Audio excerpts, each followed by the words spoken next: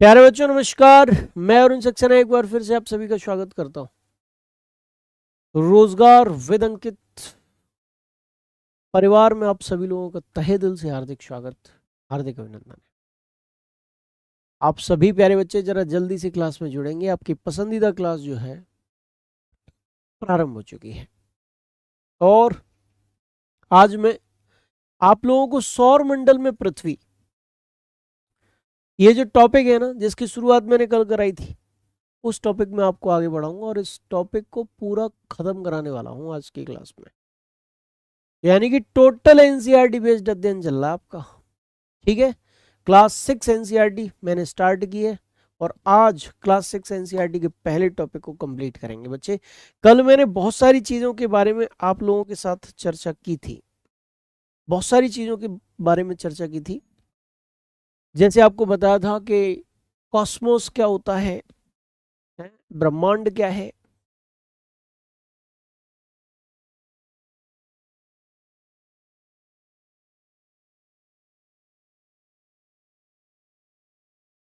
जैसे कल हमने चर्चा की थी कि आखिरकार ब्रह्मांड किसे कहते हैं,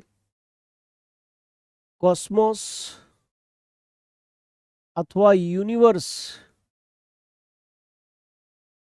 किसे कहते हैं, कल हमने क्लियर करा दिया था आपको। कल के दिन ही हमने आपको बताया था कि आकाश गंगा किसे कहा जाता है,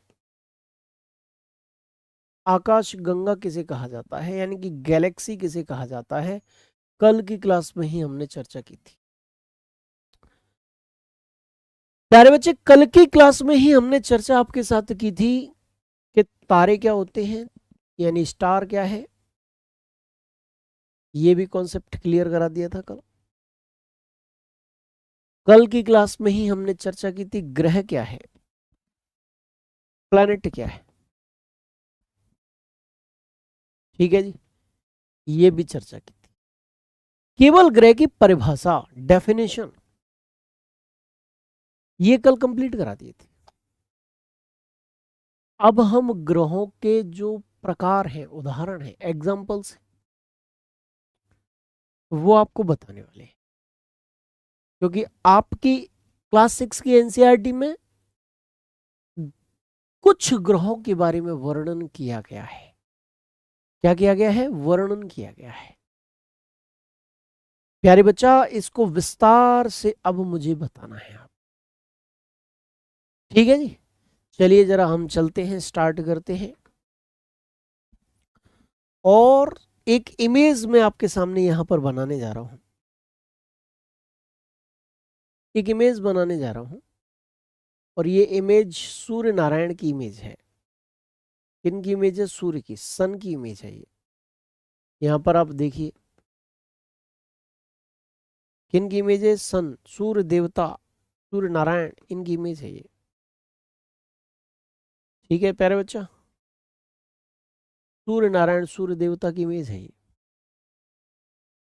और इनसे दूरी के सापेक्ष जो ग्रहों का क्रम है, वो सबसे नजदीक है बुध,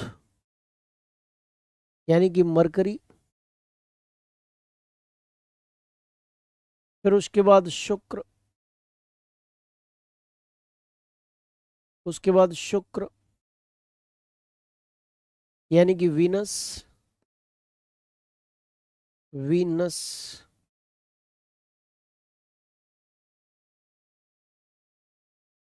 फिर उसके बाद पृथ्वी यानी कि अर्थ, उसके बाद मंगल यानी कि मार्स,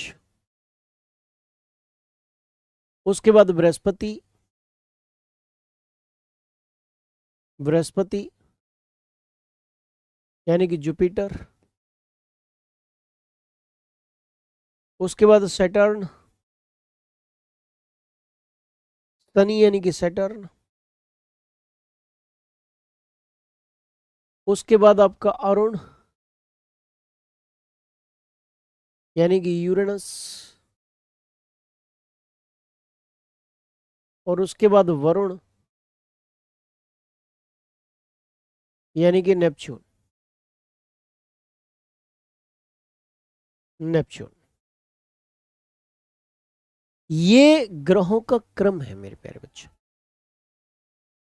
यहां पर आप देख पा रहे हैं सबकी एक फिक्स ऑर्बिट भी है, अपनी कक्षा या मार्ग में ही वो चक्कर लगाते हैं, किसी अदर प्लैनेट की ऑर्बिट को वो ओवरलैप नहीं करते हैं,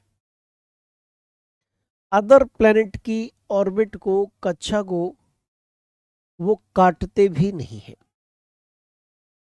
ये देखिए प्यारे बच्चों, क्लियर है? ये ग्रहों का सूर्य से दूरी के अनुसार क्रम है। और मैं अब आपके सामने सबसे पहले बात करूंगा बुध की। तो भैया बुध के बारे में आप अच्छी तरीके से यहां पर मैप यानी कि इमेज देखकर अच्छी तरीके से जान गए हैं कि बुध सूर्य के सबसे नजदीक स्थित ग्रह है, nearest planet to the earth, sorry sun, सूर्य के सबसे नजदीक स्थित ग्रह। ये सबसे छोटा ग्रह भी है, स्मॉलेस्ट प्लैनेट, सौर मंडल का सबसे छोटा ग्रह। पहले यम हुआ करता था लेकिन अब यही है। अच्छा, एनसीईआरटी में जो सौर मंडल में पृथ्वी नामक टॉपिक है ना, उसमें दे रखा है कि ये सूर्य के चारों ओर एक चक्कर लगाने में लगभग 88 दिन का समय लेता है, 88 डेज का समय लेता है। और हमेशा ध्यान रखना, कोई भी ग्रह दो प्रकार से सूर्य की परिक्रमा करता है, कुछ इस प्रकार से। देखिए ये आपका सूर्य नारायण है और ये कोई ग्रह है, इस प्रकार से सूर्य के चारों ओर चक्कर लगाएगा,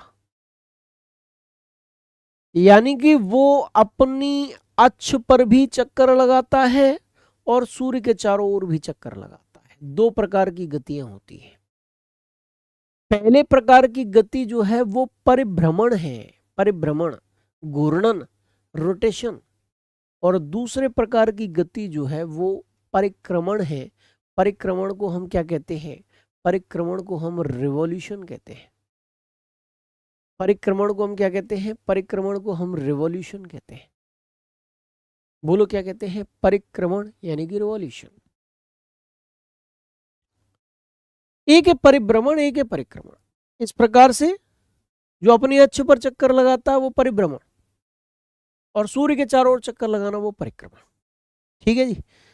यहां पर आप देखिए परिक्रमण और परिभ्रमण में, जैसे कोई आकाशीय पिंड है, ये अपने अक्ष के चारों ओर जो चक्कर लगाता है, अपनी एक्सिस के चारों ओर चक्कर लगाता है, उसको हम कहते हैं परिभ्रमण, अथवा उसी को हम कहते हैं घूर्णन, घूर्णन। और इसी को अंग्रेजी में हम कहते हैं रोटेशन। अंग्रेजी में इसी को हम क्या कहते हैं? रोटेशन कहते हैं। अच्छा, दूसरी गति ये वाली गति है जिसमें आकाशीय पिंड जो है, ये सूर्य नारायण है, ये सन है, और मेरे प्यारे बच्चा कोई भी ग्रह, कोई भी प्लैनेट सूर्य के चारों ओर भी एक दीर्घ वृत्ताकार मार्ग में, एलिप्टिकल वे में सूर्य के चारों ओर चक्कर भी लगाता है, और ये गति परिक्रमण गति कहलाती है। ये गति रिवॉल्यूशन कहलाती है। बोलो क्या कहलाती है? रिवॉल्यूशन कहलाती है। ये वाली गति रोटेशन, जिसमें वो अपनी अक्ष पर चक्कर लगाता है, और ये वाली गति जिसमें वो पृथ्वी सूर्य के चारों ओर चक्कर लगाता है, वो परिक्रमण रिवॉल्यूशन कहलाती है। एनसीईआरटी की बुक में अगर आप देखेंगे तो एक टेबल दे रखी है, और टेबल में इन सारी चीजों का चर्चा की गई है। ठीक है जी। क्या की गई? चर्चा की गई है। सबसे पहले हम यहाँ पर बुद्ध की ही चर्चा आपके साथ कर रहे हैं। किसकी चर्चा कर रहे हैं बेटा? बुद्ध की चर्चा आपके साथ कर रहे हैं। आप यहाँ पर देखिए, ये रहा बुध, ये रहा मरकरी। क्या ये मरकरी है? तो मरकरी के बारे में पहला पॉइंट तो आप जान ही चुके हैं, ये सूर्य के सबसे नजदीक स्थित ग्रह है, नियरेस्ट प्लैनेट टू द सन। ये सबसे छोटा ग्रह भी है, smallest planet of solar system. और ध्यान रखना कि सूर्य के चारों ओर एक चक्कर ये 88 दिन में लगाता है, और अपने अक्ष पर एक चक्कर ये लगभग कितने दिन में तय करता है? 59 डेज, 59 दिन में चक्कर करता है। कहने का तात्पर्य मेरे प्यारे बच्चा क्या है, यहां पर आप देखिए, हम लोग बात कर रहे थे बुध के बारे में, हम लोग बात कर रहे थे मरकरी के बारे में। तो मरकरी के बारे में एनसीईआरटी जो है क्या कहती है, क्लास 6 की एनसीईआरटी कहती है कि भाई ये जो है, एक तो जाहिर सी बात है सबसे छोटा ग्रह और सबसे नजदीक ग्रह, ये तो पता ही चल गया आपको। तो सूर्य के सबसे नजदीक ग्रह, सूर्य के सबसे नजदीक नजदीक स्थित ग्रह यानी कि स्मॉलेस्ट प्लैनेट है ना, स्मॉलेस्ट प्लैनेट टू द सन। और दूसरा है सूर्य के सबसे नजदीक स्थित ग्रह, सबसे छोटा ग्रह, सौर मंडल का, सौर मंडल का सबसे छोटा ग्रह भी यही है, सबसे छोटा ग्रह यानी कि smallest planet of our solar system. ठीक है, ये सौर मंडल का सबसे छोटा ग्रह भी है बेटा। अच्छा, यहां पर बुध के बारे में जो ये बुध के बारे में जो लिखा हुआ है कि इसकी परिक्रमण अवधि कितनी है, परिक्रमण अवधि यानी कि रिवॉल्यूशन टाइम कितना है, रिवॉल्यूशन टाइम कितना है, तो भैया वो 88 दिन बताया गया है, 88 दिन। यानी कि सूर्य के चारों ओर चक्कर लगाने में से कितना समय लगता है, तो 88 दिन का समय लगता है। बोलो कितना समय लगता है? 88 दिन का समय लगता है। और अपने एक्सिस पर चक्कर लगाने में घूर्णन अवधि कितनी है भाई इसकी? घूर्णन अवधि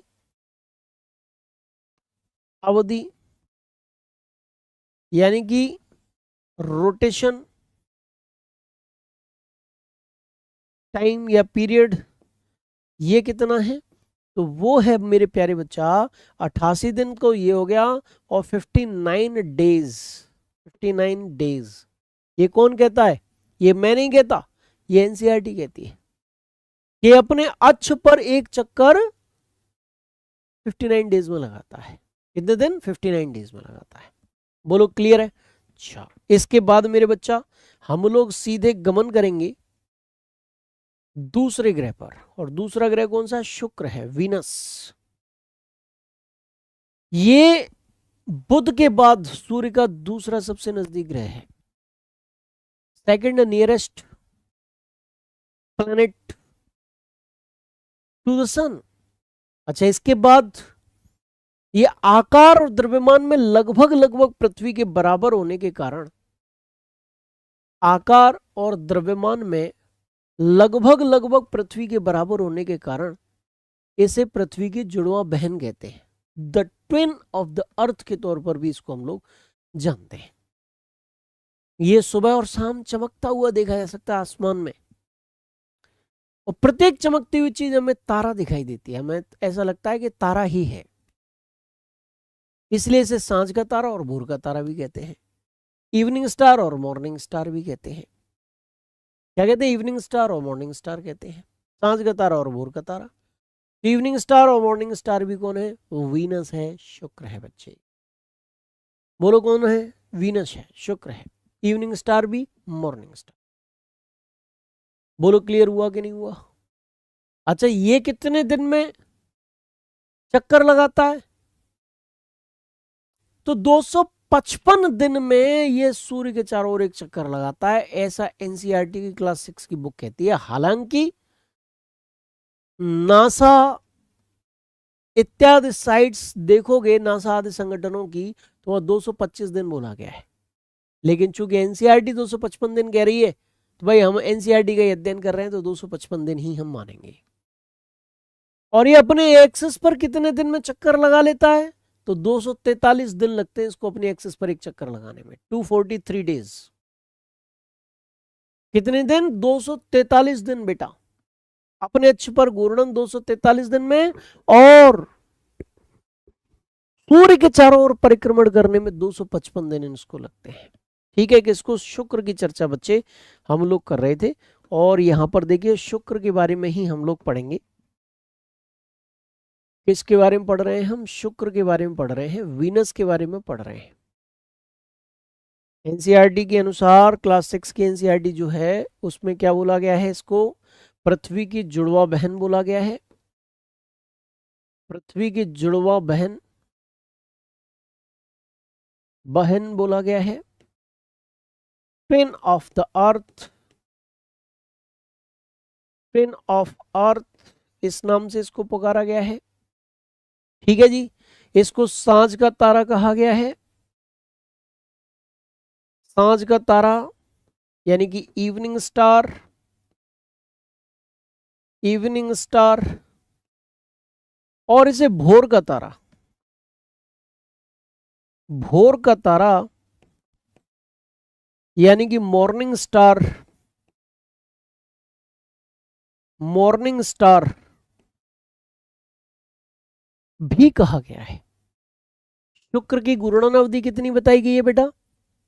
इसकी परिक्रमण अवधि यानी कि सूर्य के चारों ओर चक्कर लगाने में ये कितना समय लेता है? तो प्यारे बच्चा, सूर्य के चारों ओर चक्कर लगाने में रिवॉल्यूशन टाइम जो है इसका,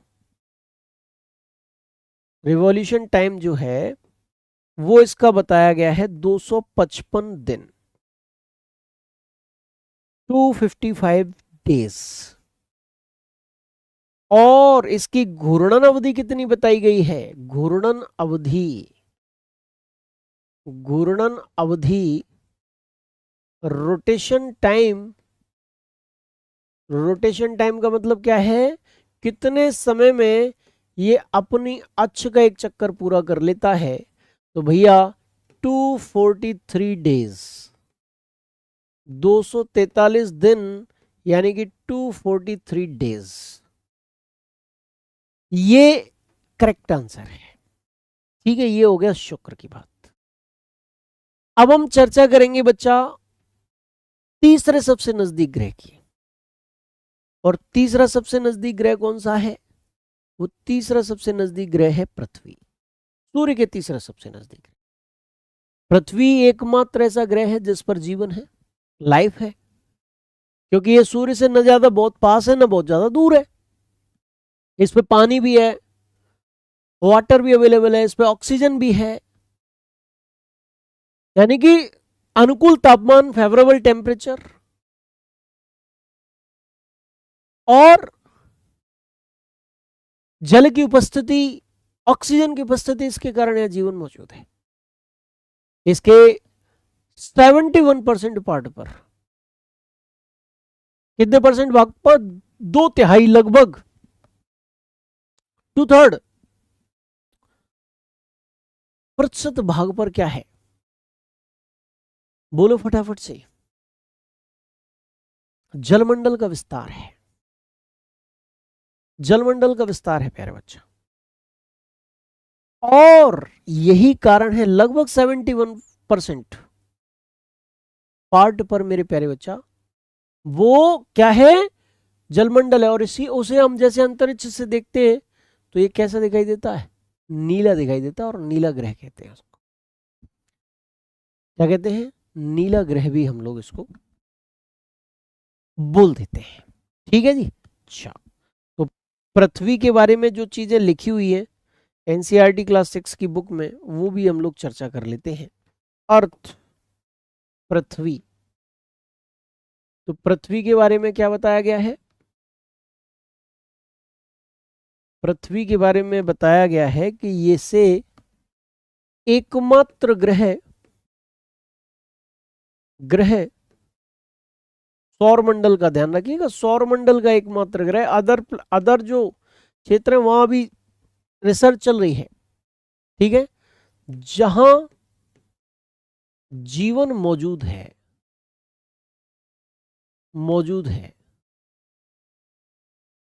only planet where life exists, जहां लाइफ मौजूद है, ठीक है, लाइफ इज पॉसिबल, ऐसे भी हम कह सकते हैं, वेयर लाइफ इज पॉसिबल, या पॉसिबल नहीं, एग्जिस्ट ही कहेंगे, लाइफ एग्जिस्ट्स, ठीक है जी। अच्छा, इसे हम क्या कहते हैं बेटा, नीला ग्रह कहते हैं, नीला ग्रह यानी कि blue planet.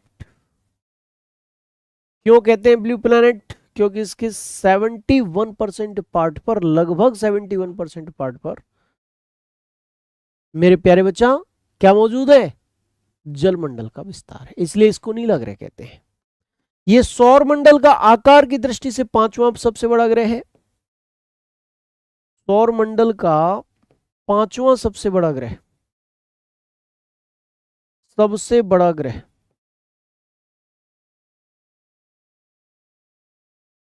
Fifth largest planet of our solar system, fifth largest planet of solar system,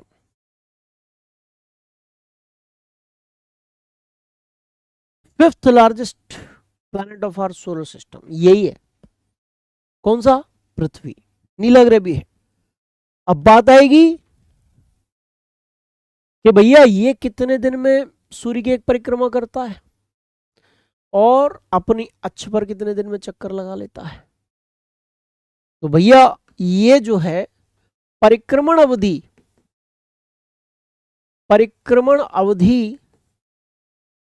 यानी कि रिवॉल्यूशन टाइम,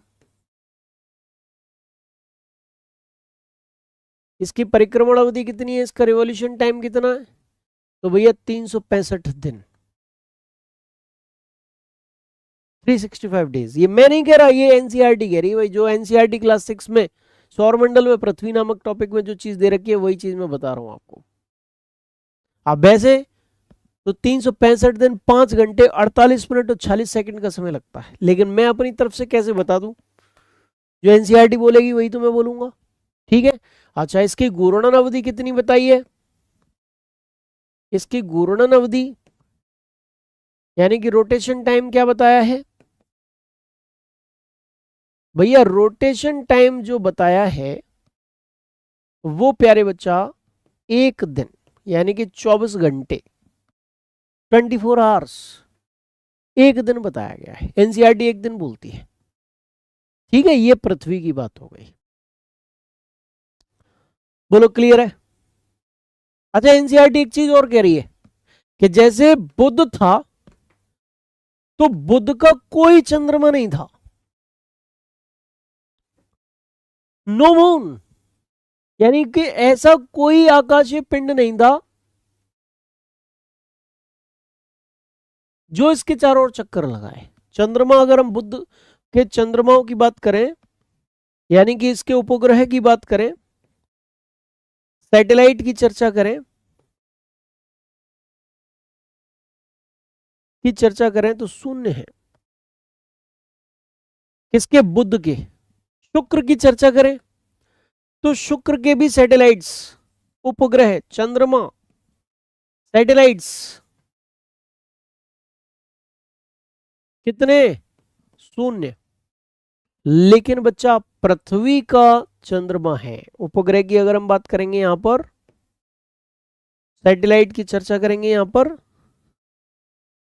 तो मेरे प्यारे बेटा सैटेलाइट यहां पर कितने हैं, यहां पर एक सैटेलाइट है और उसका नाम क्या है, चंद्रमा, अथवा उसी को अंग्रेजी में हम क्या कहते हैं, मून कहते हैं,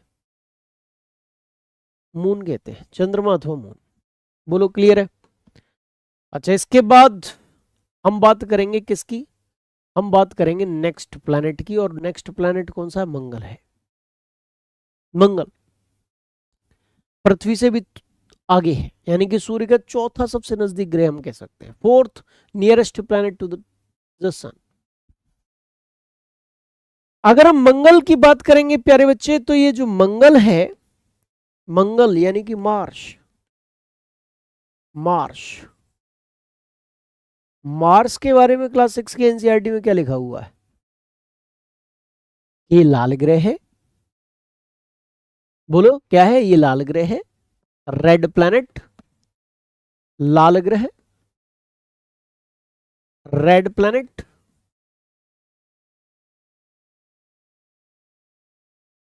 इसकी घूर्णन अवधि कितनी बताई गई है? सबसे पहले इसके चंद्रमा कितने बताए गए हैं?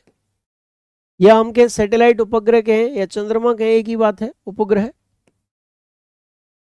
है, सैटेलाइट्स। तो भैया इसके उपग्रह जो बताए गए हैं वो बताए गए हैं, बोलो कितने? 2। कितने बताए गए हैं? 2। हालांकि वो फोबोस और डीमोस हैं। इनमें से डीमोस जो है वो सौर मंडल का सबसे छोटा उपग्रह है, smallest satellite of our solar system. ठीक है, उपग्रह कितने बच्चा? 2 उपग्रह हैं इसके। ठीक है। अच्छा, इसकी घूर्णन अवधि के बारे में और परिक्रमण अवधि के बारे में भी एनसीईआरटी बात करती है। परिक्रमण अवधि, revolution time, revolution time, revolution time ये कितना है? तो रिवॉल्यूशन टाइम यहाँ 687 डेज, 687 दिन बताया गया, यानी कि सूर्य की एक परिक्रमा करने में से 687 दिन का समय लगता है। ठीक है जी। अच्छा, और परिभ्रमण अवधि कितनी है? परिभ्रमण अवधि यानी कि रोटेशन टाइम, रोटेशन टाइम। तो भैया रोटेशन टाइम जो है वो भैया यहां पर कितना बताया गया है? रोटेशन टाइम यहां पर भी 1 दिन ही बताया गया है। ठीक है, 1 दिन, यानी कि पृथ्वी के लगभग समान समय में ही ये अपनी अक्ष पर एक चक्कर पूरा कर लेता है। 1 सेकंड का समय देंगे। मुझे आपका जो कमेंट है वो नहीं दिख रहा। बस 1 सेकंड का समय।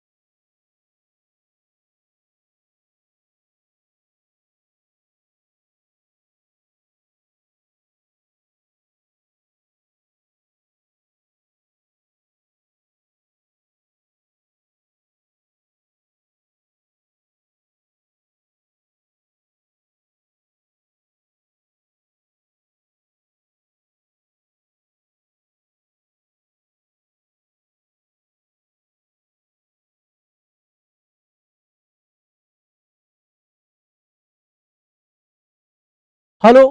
हाँ जी, अब आपके कमेंट्स जो है मुझे दिख पा रहे हैं, बहुत अच्छी बात है। थैंक यू भाई, बहुत अच्छी बात है। जी जी, वॉइस नहीं आ रही थी क्योंकि मुझे कमेंट नहीं दिख पा रहे थे, थोड़ा टेक्निकल इश्यू हो गया था भाई, इसलिए। अब कमेंट भी आ रहे हैं। सर प्लीज कंटिन्यू कीजिए। बिल्कुल करेंगे बेटा, बिल्कुल करेंगे, बिल्कुल करेंगे। आप बहुत अच्छा पढ़ाते हैं, आप अच्छे से समझ में आ रहा है। अच्छा वंदना सिंह जी, बहुत बहुत धन्यवाद। अब तक मैंने जितनी चीजें आपको समझाई बताई, उनमें अगर आपका कोई भी डाउट बनता है 1% भी, तो आप तुरंत मुझे बताइए। थोड़ी सी आपसे भी बातचीत करना, आपके डाउट पूछना भी बहुत जरूरी है। जी जी जी। मुस्कान जी सर इस बार क्लियर करना है। शाह जी बिल्कुल क्लियर करिए, एनसीईआरटी जरूर पढ़ लीजिएगा, क्लियर जब ही होगा बेटा। ईवीएस की क्लास ओपन नहीं की गई बेटा, अभी एसएसटी की तैयारी चलाई जा रही है, ठीक है। चलिए बहुत बढ़िया। कोई भी डाउट अगर आपका बनना है तो मुझे बता सकते हैं कि गुरुजी यहाँ से ये डाउट बनना है। क्लास 6 एनसीईआरटी का पहला टॉपिक ज्योग्राफी का, सौर मंडल में पृथ्वी, वो टॉपिक करा रहा हूं आपको इस बार। सीटेट पार, अच्छा जी बहुत बढ़िया, गुड, ठीक है भाई। तो यहां तक मंगल तक आप जो चीजें एनसीईआरटी में दे रखी हैं वो पढ़ चुके हैं। अच्छा एक चीज और ध्यान रखिएगा, जो बुध से लेकर मंगल तक के जो ग्रह हैं, जिसमें बुध भी आ रहा है, शुक्र भी आ रहा है, पृथ्वी भी आ रही है, मंगल भी आ रहा है, ये सब आंतरिक ग्रह माने गए हैं, आंतरिक ग्रह माने गए हैं। इनको इनर प्लैनेट बोला गया है, इनर प्लैनेट बोला गया है। ये चट्टानों से बने हैं, चट्टानों से बने, रॉक्स से बने हैं, ये चट्टानों से यानी रॉक्स से बने हैं, ये चट्टानों से बने हैं, रॉक्स से बने हैं। कौन से? ये प्लैनेट बेटा, बोलो क्लियर है। और ये सूर्य के अपेक्षाकृत नजदीक है।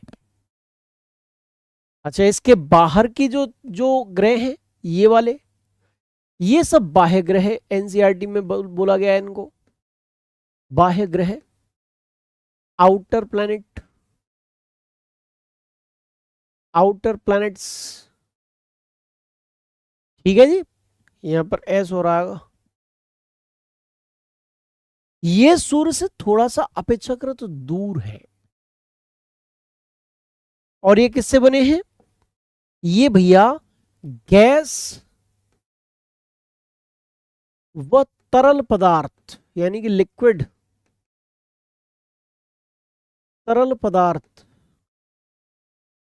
लिक्विड से बने हैं, ये एनसीईआरटी कहती है। यानी कि अभी तक हम लोग इनर प्लैनेट्स की चर्चा कर रहे थे, अब हम आउटर प्लैनेट्स की चर्चा आपके साथ करेंगे, बाह्य ग्रहों की चर्चा आपके साथ करेंगे। और बाह्य ग्रहों में कौन सा ग्रह है? बृहस्पति, शनि, अरुण, वरुण, ये आ रहे हैं, बृहस्पति, शनि, अरुण, वरुण आ रहे हैं। यहां पर देखो बृहस्पति के बार के चारों ओर, शनि के चारों ओर और अरुण के चारों ओर, इनके चारों ओर छल्ले पाए जाते हैं, रिंग्स पाई जाती हैं, ऐसा एनसीईआरटी कहती है।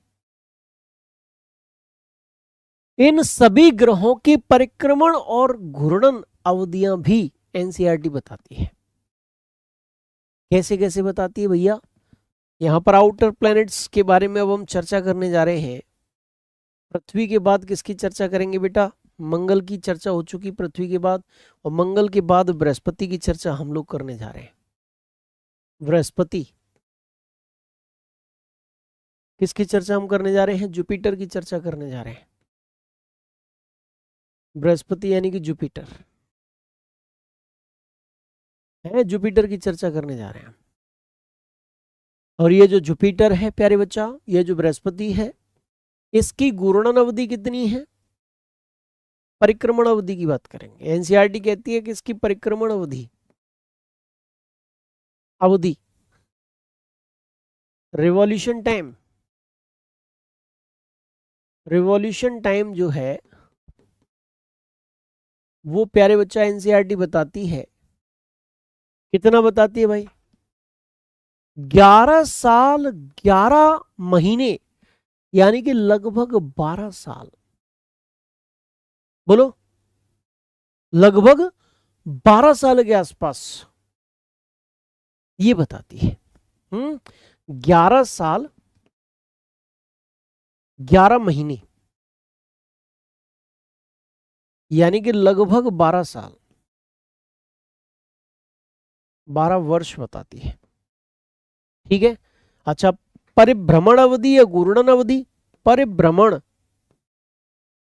अथवा घूर्णन अवधि यानी कि रोटेशन टाइम।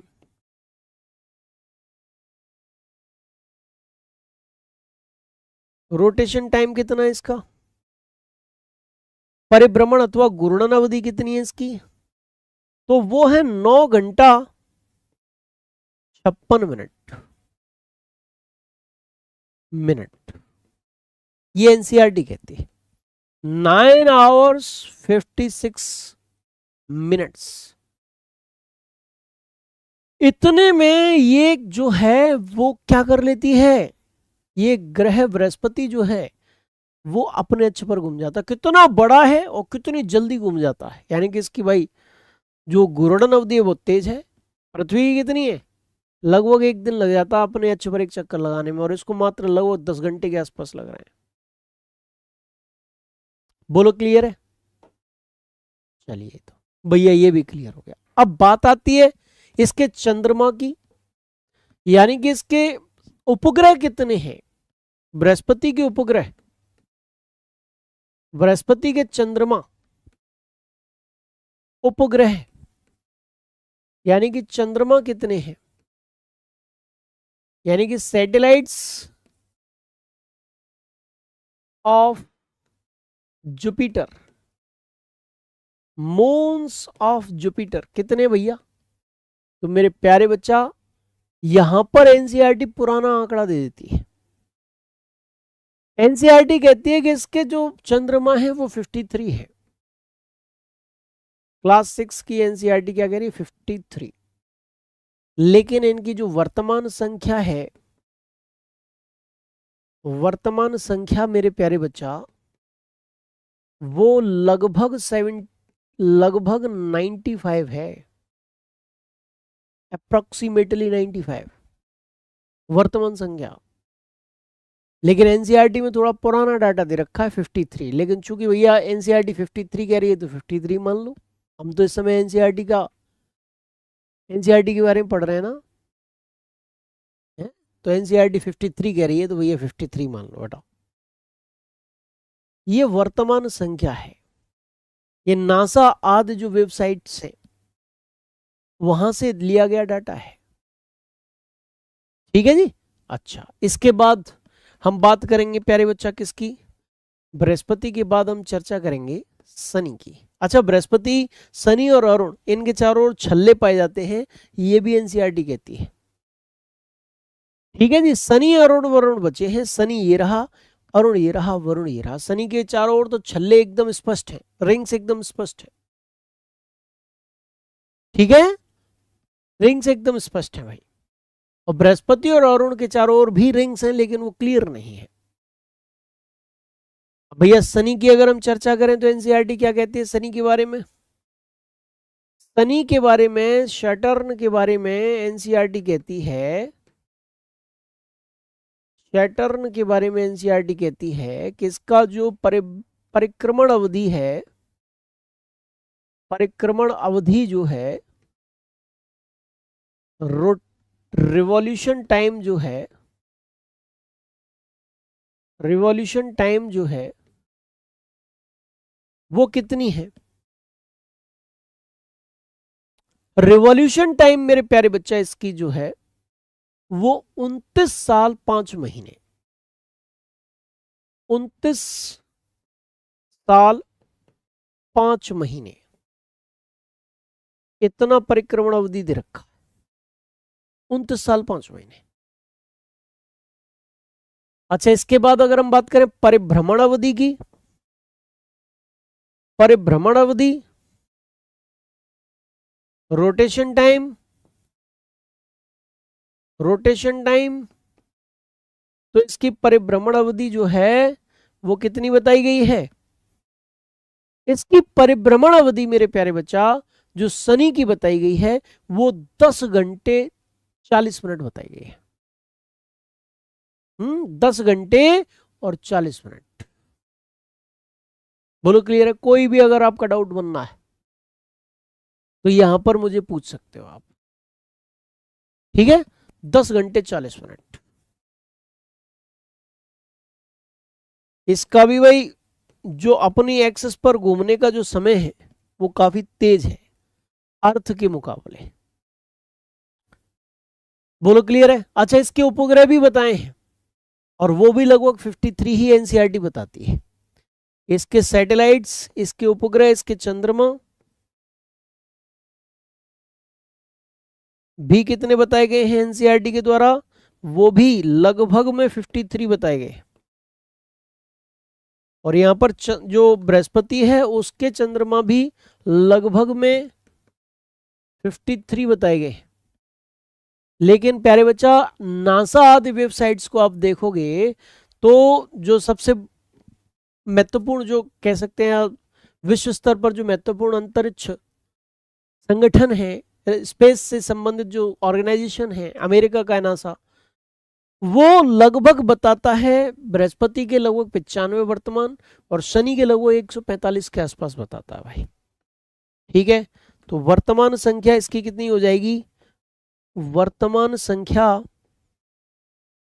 लगभग 145 हो जाएगी, लगभग 145, 145 ये वर्तमान संख्या है इसकी। ठीक है जी, 145 है वर्तमान संख्या बच्चा। क्लियर है, ये शनि के बारे में बात हो गई। अब बचे अरुण और वरुण। अच्छा, बचे कौन कौन से, अरुण और वरुण। ये अरुण है, ये वरुण है। इनके बारे में भी हल्की फुल्की चर्चा एक टेबल के तहत एनसीईआरटी की क्लास 6 की बुक करती है।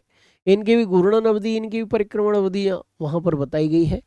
तो भैया देखो, अरुण और वरुण की अगर हम चर्चा करें तो सबसे पहले अरुण की ही चर्चा कर लेते हैं। अरुण यानी कि यूरेनस, इसकी कितनी भैया परिक्रमण गति बताई गई है, परिक्रमण समय कितना बताया गया है, परिक्रमण अवधि यानी कि सूर्य के चारों ओर एक चक्कर लगाने में जो समय है, रिवॉल्यूशन टाइम, इसका जो बताया गया है भाई वो 84 वर्ष बताया गया है। कितना बताया गया है, 84 वर्ष। ठीक है, 84 ईयर्स। और प्यारे बच्चा, अगर हम चर्चा करें कि इसकी जो परिभ्रमण अवधि है वो कितनी बताई गई है, तो 17 घंटे 14 मिनट परिभ्रमण अवधि। परिभ्रमण अवधि यानी कि रोटेशन टाइम, ये कितना बताया गया भाई, लगभग 17 घंटे 14 मिनट, लगभग 17 घंटे 14 मिनट यहां पर ये डाटा जो है वो बताया गया है। ठीक है, लगभग 17 घंटे 14 मिनट। और इसके जो उपग्रह हैं, इसके जो चंद्रमा है, उपग्रह उपग्रह सैटेलाइट्स, सैटेलाइट्स कितने हैं इसके, तो इसके सैटेलाइट्स जो हैं वो लगभग में 27 बताए गए। कितने बताए गए हैं, 27। बोलो फटाफट से, कितने बताए गए, 27 बताए गए। अच्छा, इसके बाद भाई आगे बढ़े तो लास्ट जो है वो कौन सा, वरुण यानी कि नेपच्यून। अच्छा, एक नोट और डाल के लिख लो, नोट क्या डालना है कि बृहस्पति यानी कि जुपिटर, शनि यानी कि सैटर्न, और अरुण यानी कि यूरेनस के चारों ओर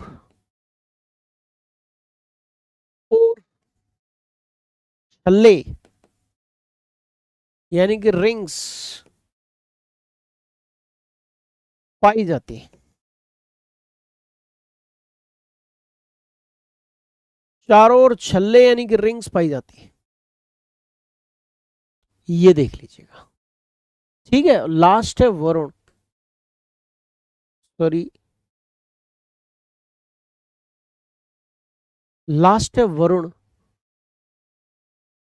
यानी कि नेपच्यून। नेपच्यून।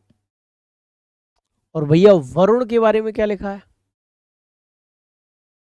कि ये मेरे भैया इसकी परिक्रमण अवधि जो है, इसकी परिक्रमण अवधि यानी कि रिवॉल्यूशन टाइम जो है, रिवॉल्यूशन टाइम जो है इसका वो कितना है, वो परिक्रमण अवधि मेरे प्यारे बच्चा इसकी जो है वो 164 वर्ष है।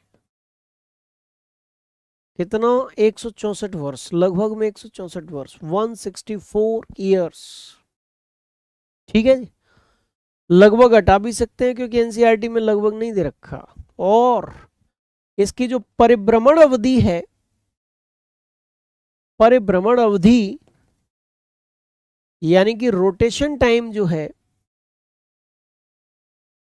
रोटेशन टाइम जो है वो भैया कितना बताया गया है यहां पर, तो भैया 16 घंटे और 7 मिनट, 16 आवर्स 7 मिनट, 16 घंटे 7 मिनट, ये इसकी परिभ्रमण अवधि बताई गई है।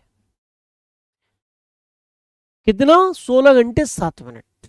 यूरेनस अरुण की कितनी थी? 17 घंटे 14 मिनट। बोलो क्लियर है? बस।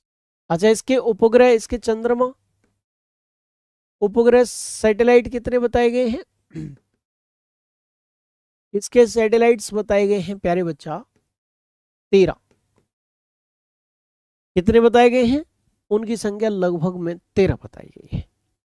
तो इस प्रकार से इस ग्रहों की चर्चा आपकी क्लास 6 की एनसीईआरटी का पहला टॉपिक करता है। मैंने आप लोगों को कल ब्रह्मांड के बारे में सारी चीज समझाई थी, कल आकाश गंगाओं के बारे में भी बताया था, कल तारों के बारे में भी बताया था, और आज ग्रह पूरी तरीके से कंप्लीट करा दिए। नेक्स्ट वीक जब हमारी मुलाकात होगी तब भी अभी ये टॉपिक कंप्लीट नहीं हुआ भाई, तब भी आकाशीय पिंड, ध्रुव तारा, चंद्रमा, चंद्रमा की विशेष तौर पर चर्चा करूंगा, उपग्रहों की, चंद्रमा की, इनकी चर्चा करेंगे, जियोग्राफी का शाब्दिक अर्थ, जियोमेट्री का शाब्दिक अर्थ, इन सारी चीजों के बारे में चर्चा करेंगे। जो चीजें रह गई हैं उनके बारे में चर्चा करेंगे। क्षुद्र ग्रह क्या होते हैं, उल्का पिंड क्या होते हैं, इन सब की चर्चा करेंगे बच्चे। आज की क्लास का समापन करने की बारी आ चुकी है। ऑफलाइन कमेंट्स में आप जरूर बताइएगा क्लास आपको कैसी लगी, क्योंकि आपके लिए हूबहू वही चीज मैं तैयार करके ला रहा हूं जो क्लास 6 के एनसीईआरटी में है। और नेक्स्ट वीक नेक्स्ट टॉपिक करेंगे। आपको पता है ज्योग्राफी की ये जो क्लास है आपकी बुधवार और गुरुवार को दोपहर 2 बजे मिलती है। कल शुक्रवार हो जाएगा तो कल ये क्लास नहीं होगी। ठीक है जी, चलिए तो अब इस क्लास का समापन करने का समय है। जय